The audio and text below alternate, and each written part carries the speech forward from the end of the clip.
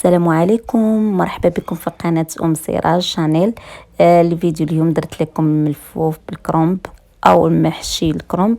وهنايا المقادير كيف ما كتشوفوا، زلافه ديال البصله معمره، زلافه ديال لي زيبينار، معلقه ديال مطيشه الحوك، زلافه ديال مطيشه مطحونه، 5 المعالق ولا 4 المعالق معدنوس وقزبر مخلطين. هنا العطريه التحميره وقزبر حب والكمون والملح، ونسيت البزار راه حتى هو ضفته في الاخر.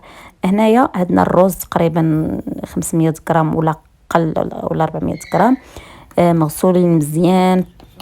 تغسل 4 المرات الرز الابيض المهرس. وهنا الكرنب شديتها يعني كره وسلقتها وحليتها كامله، درت الماء طيب فيه شويه الخل وخشيت فيه كرنب كامل، وبقيت كنزول في هاد الوراق ديالو بالوحده بالوحده. وديجا انا الليله قبل كنت صايبتهم درتهم بالماء ديالهم هنا في هاد البواطه ودرتهم في الثلاجه. هنايا كيف كتشوفوا كنحيد ليه هذاك العظم ديالو الوسطاني وكنقطعهم مربعات صغار. ومن الاحسن هذا الكرومب تاخدوه الورق، هذا الورق هذاك الكره ديالو تكون كبيره بزاف باش تخرج لك، ما تكونش الكره صغيره، تكون كبيره بزاف باش يكونوا الورق ديالها كبار. وكنحيد دوك الجناب كنقادهم. هنا راه درت غير وحده، ولكن راه هذيك الطويله راه قسمتها على جوج كيف ما كتشوفوا، حتى كنقاديتهم كاملين.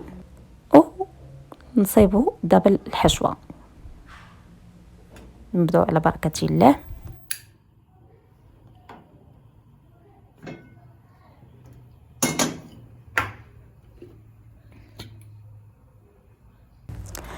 هنا كيف كتشاهدوا قرعه تاع زيت العود. زيت العود كنسمو بالثومه واليازير ورق تاع اليازير وعريشات ديالهم مع الزعتر، كيعطي واحد النسمه زوينه باش كنطيب به. هنا درت زيت العود في المقله وضفت عليه البصله.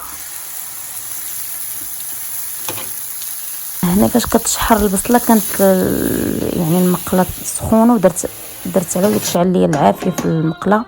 عرفتي اول مره غادي يوقع ليا هكايا لاول مره.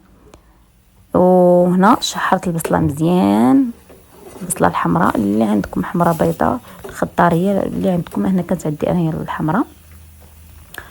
وضفت عليها معلقه كبيره ديال مطيشه الحك وكنبقى نحرك مزيان مزيان.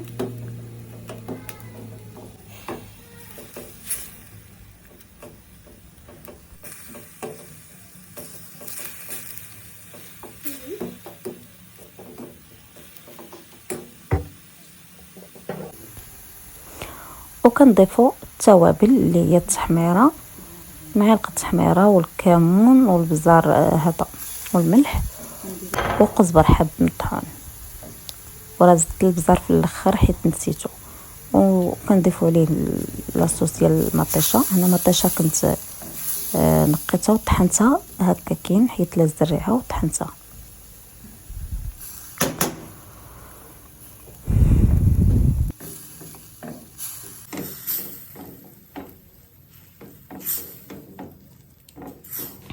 وكنبقى نحرك كلشي باش ما يتحرقش ليا من الجناب، نبقى نحرك فيهم. وهنايا الرز اللي كنا غسلناه مزيان ها هو زدنا عليه لاصوص اللي درنا. بالنسبه للرز ضروري ما تغسلوه 4 المرات حتى ل5 المرات باش يتحيد منه داك النشويات، وتجي حبه حبه ما يجيش معجن، كتجي حبه حبه كيجي غزال. ما تنساوش البزار حيت نسيتو هنايا وعاود ضفتو في الاخر. هنا زدت لي زيبينار اللي مغسولين مزيان. انا كيف ما كنشريهم في السوق كنغسلهم مزيان ونشفهم وكنديرهم في الفريكو. هنا ضفت لي زيبينار اللي هما السبانخ مع المعدنوس والقزبر. هنا ضفت البزار حيت نسيتو ما درتوش في لاصوص.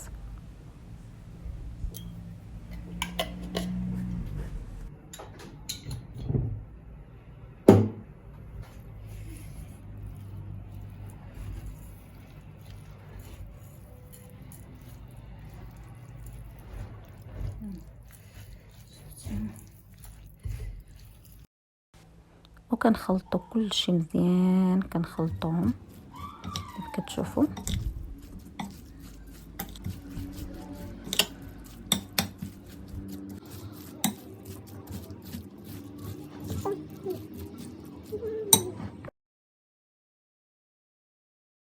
وكنجيبوا الكميله اللي غادي ندير فيها المحشي او الملفوف تاع الكرنب. كنديروا البصله، ديك البصله اللي كنت حكيت داكشي اللي شاط ليا منها كنفرشوه هو الورق ديال الكرنب اللي شاطوا ليا، كنفرشهم باش ما يلصقوش. وكنبدا نعمر الملفوف غير هو ما خاصكمش تعمروا بزاف، حيت عرفتوا الرز ملي كيطيب كيتنفخ كيتزاد باش ما يطقش وتبقى شاده. حاولوا انكم ما تزيروش عليها في الورقه كيف ما كتشوفوا. نوريكم مره ثانيه، هما يعني زربت الفيديو باش ما نطولش عليكم.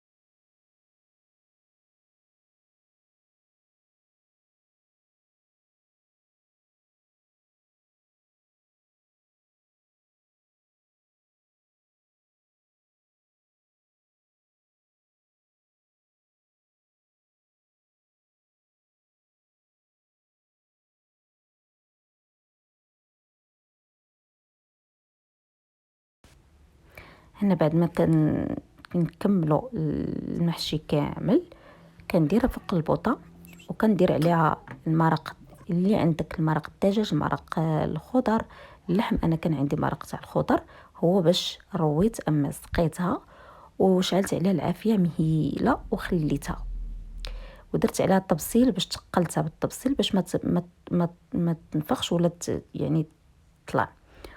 والمرق درت النص ونص عاوتاني مني حسيت بها نشفات شويه زدت عاوتاني المرق. اللي بغى يدير لاصوص ديالها يديرها، انا درتها هكا ناشفه وخليتها طابت عتير كتجي بنينه ما تشبعوش منها، راه غزاله رائعه رائعه بنينه كتشي للمحبين ديال الرز، راه زوينه. وكتقدر دير لكم يومين حتى 3 ايام في الثلاجه، ديريها في بواطه وديريها في الثلاجه وتبقاي تجبديها وتسخنيها في الفران.